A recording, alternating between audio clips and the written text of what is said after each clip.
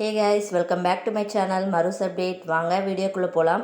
வீடியோக்குள்ளே போகிறதுக்கு முன்னாடி நம்ம சேனலை சப்ஸ்கிரைப் பண்ணிக்கோங்க.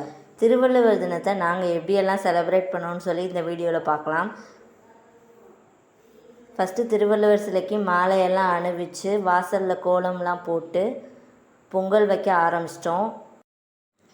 பொங்கல் நல்லா பொங்கி வர ஆரம்பிச்சிருச்சு.